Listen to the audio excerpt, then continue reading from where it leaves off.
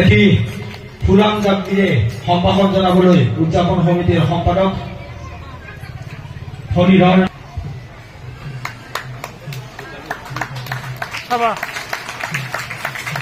তেখেতলৈ আমি এখন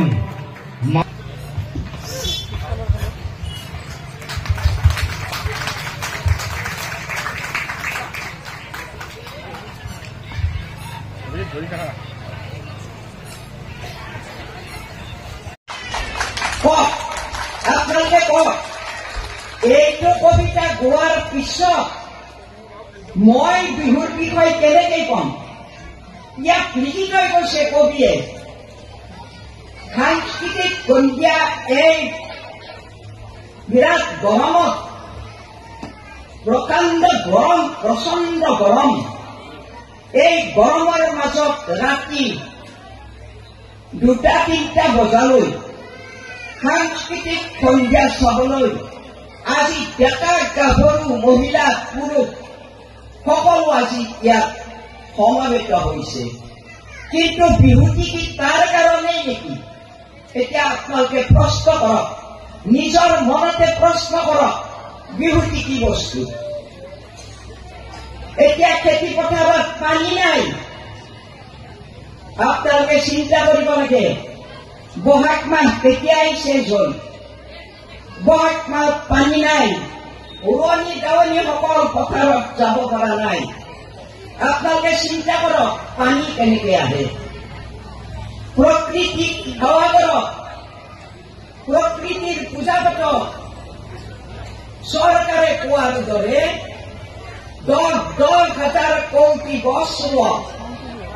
প্ৰকৃতি আপোনালোকে ধ্বংস কৰিছে, কিন্তু প্ৰকৃতিক উজ্জীৱিত কৰিব পৰা নাই। প্ৰকৃতি নহলে আমাৰ এই অৱস্থা কেনেকৈ চলিব? চিন্তা কৰক। এতিয়া চক, আজি কি লৈ আনন্দ কৰিছো? আমি আজি পৃথিৱীত কি লৈ বহাগ বিহু আনন্দ কৰিছো? কাক লৈ আনন্দ কৰিছো? আমি ইয়াতে বিহু ডেন্স দিব, সাংস্কৃতিক সন্ধিয়া আমাৰ মহিলাসকলে, আমাৰ সৰু সৰু ছোৱালীসকলে। কিন্তু বহাগ আহে হুঁচৰি হৈ, বহাগ আহে হুঁচৰি হৈ, জেং বিহু হৈ নাহে। বহাগ জেং বিহু হৈ নাহে। মহিলাই জেং বিহু একেলগে পুৰুষৰ লগত মাৰিবলৈ নাহে।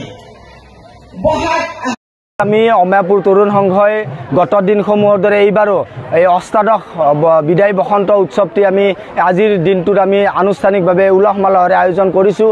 আৰু এই বসন্ত বিদায় অনুষ্ঠানৰ লগত সংগতি ৰাখি এখন সাংস্কৃতিক সন্ধিয়াৰ আমি আয়োজন কৰিছোঁ।